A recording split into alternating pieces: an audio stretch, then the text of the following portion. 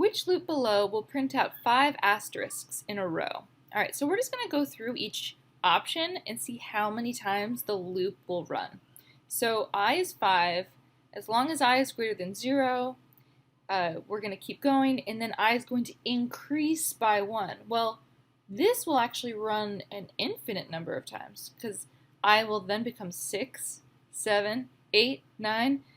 This condition is always going to be true. So this is an infinite loop.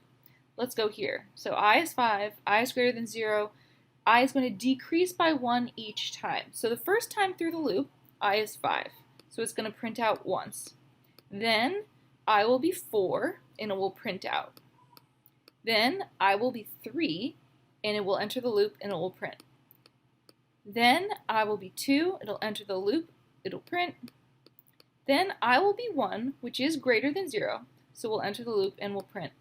Then I will be 0, which is not greater than 0, so we'll exit the loop. So B will print out 5 in a row. The answer is B.